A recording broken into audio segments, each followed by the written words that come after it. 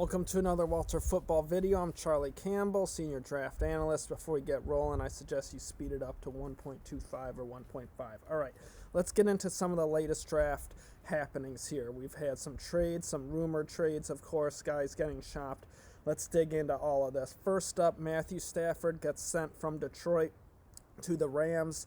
The Lions get a 2022 and 2023 first-round picks from the Rams. They get Jared Goff. They get a third-round pick. If Detroit drafts well, they could turn those into 4 starters, which is phenomenal value for a quarterback that's 33 years old, has had serious back injury in his career, has a lot of wear and tear, and is also nearing the end of his contract. So whether it's the Rams or someone else, he's going to come due for a big payday again if he keeps playing in the way quarterbacks are going in the NFL and the need for them around the NFL. He should have plenty of teams that would be interested in signing him if the Rams don't do an extension at some point. But at any rate, just such a great deal for Detroit. New general manager Brad Holmes did a phenomenal job getting it out there, fielding calls, talking with a lot of teams, and really hitting just a grand slam in his first move as GM with getting this return for Matthew Stafford. So you think about it, if they get that third-round pick right this year, that could turn into a starter. You get 2 starters out of the first-round picks and then Jared Goff. And while I don't think Jared Goff is a championship-caliber quarterback, I do think he buys them time, and it's a nice addition for Detroit because he is still young, mid-20s, has a lot of talent. You have upside there. Maybe he turns things around. But, hey, he was in the Super Bowl 2 years ago, so you could definitely argue my point that he's not a championship-caliber quarterback. He was a quarterback of a team that won the NFC 2 years ago. So, at any rate, he has some upside, and he buys them time. If they don't fall in love with Justin Fields or Trey Lance, they don't have to force it. But if they do love one of those guys, they can take them, sit them behind Goff for a year or two, and then move on, and you have some valuable developmental time without forcing a guy onto the field too soon. So it doesn't rule out taking a quarterback. It just gives the Lions more flexibility if they don't like any of the quarterbacks for that pick at number 7. Also gives them the flexibility to move down from 7 for a team that misses out on a veteran quarterback here that might be interested in moving up. So great deal for Detroit. Let's get into some of the other offers as well. If you go in the hot press links below, I reported what Denver offered for Stafford, a first-round pick, Drew Lock, and a third-round pick. They wanted Stafford and a pick back from Detroit. Not nearly as good a deal as the Rams one. Carolina offered a first and a third. Having another top 10 pick, picking at 7 and 8, is appealing, but it's not as good as getting 2 first-rounders in years to come. And this isn't a great front 7 draft, and that's really where Detroit needs to concentrate on improving their roster. So that pick this year, I don't think is nearly as good as having the 2022 and 2023 first-round picks from the Rams. I think having that extra one makes a big difference in terms of the kind of starter you can get if you're Detroit. Now, the other thing to keep in mind, you assume that the Rams pick next year is going to be a late first rounder. I think that's an easy, safe assumption. They were in the playoffs this year. Stafford will definitely help that team, be an upgrade potentially, big upgrade from Jared Goff. We'll see. So I think they're safe to at least be a playoff contender, if not be picking in the 20s next year. So you assume that one's going to be a late one. But then the year after, I think things get a little more interesting because you have age, you have wear and tear on guys like Stafford and Donald. And look at the Texans. When they traded those 2 first-round picks for Laramie Tunsil, they didn't think that the second one was going to be the 3rd overall pick in the 2021 draft. They never would have done that deal. That's a huge steal for Miami.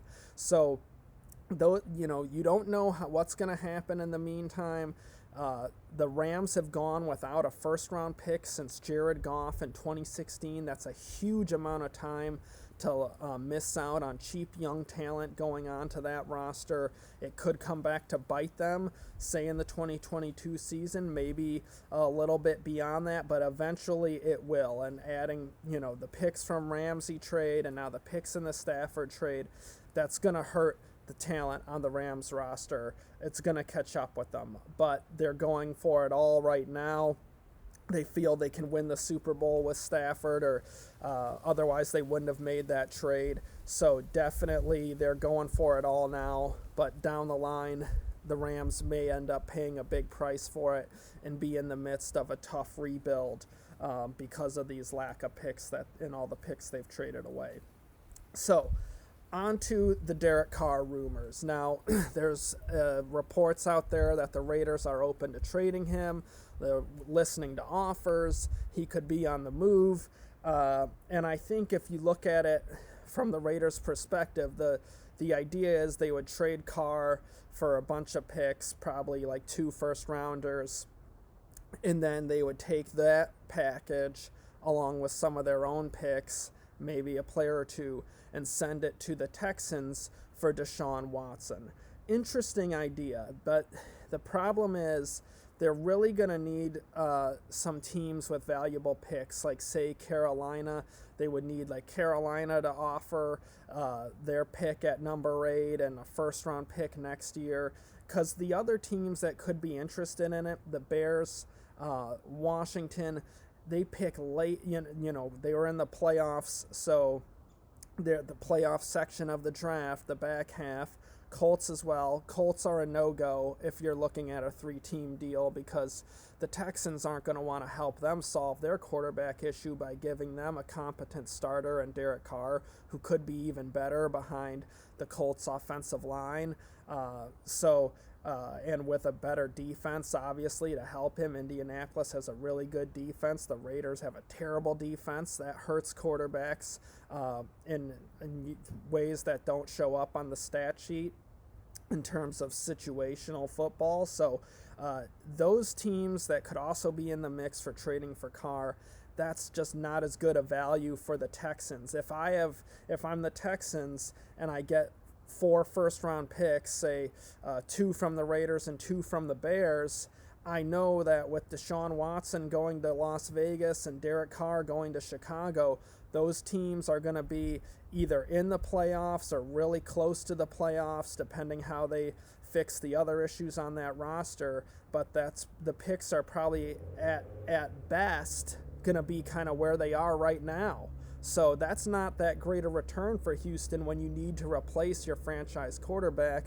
Yeah, they'd have a lot of picks to move up, but then you're trading away some of the capital from the Watson trade that you really need to build up the rest of your roster. So that's where the Jets and Dolphins still have a better position, because they can deal a talented young quarterback back to Houston, and these other teams like Las Vegas cannot, and some of these other teams that are that could be in the market, like the Bears or Washington.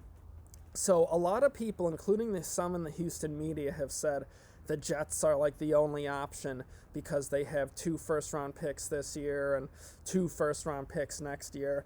I disagree with that. I think Miami still has a real shot, because I think, Miami's a great place to live for Deshaun as far as accepting a trade there. Taxes-wise, he's going to get a lot more of his contract if he goes to Miami than if he goes to New York. So that's one thing and players do know about, players do consider that, and I've heard it from agents many times, and I remember Reggie Bush talking about that before the 2006 draft with going to the Texans, and when they were picking first and they ended up taking Mario Williams instead. But at any rate, players know about that. They want that value of that contract. So I don't think he would turn down Miami. But Miami also has 2 picks in the top 20, where the Jets' second first round pick is in the 20s from Seattle. So from the Houston's perspective, I'm getting pick 3 and pick 18, 19 there. that's a really nice value. That's 2 top 20 picks this year. Then if you add in, say, a second-round pick next year and Tua, now I'm getting a guy that was taken, a quarterback that was taken in the top 10 last year, who has 3 more years of being really cheap on his rookie contract, where Sam Darnold does not have as much time as being a cheap option, because he has 1 more cheap season, and then you have the 5th-year option, which is expensive, and the Jets might not even pick it up potentially. So definitely I think Miami is in a position with some nice valuable assets to make a move for Watson if they really want to go for it. And I think from Houston's perspective, those would be the 2 teams I would be most interested in dealing with, the Jets and the Dolphins. So definitely I would say that this is going to be interesting. You can check on Walter Football. I did a trade mock with the Jets that went up on, I believe it was Monday, where we can see what the Texans might do with those picks if they did the trade with the Jets. So that was pretty interesting and fun to do as well. But of course, we'll have updated mocks here weekly, going up right up through the draft and daily to the draft, and tons of updated position rankings and scouting reports and all rumors and hot press, all that stuff. So I really appreciate you guys watching. Thank you so much. Please like the video and share it with your friends and subscribe to the channel. I'd really appreciate it. Thank you so much. You guys are awesome, and I'll be back with you soon.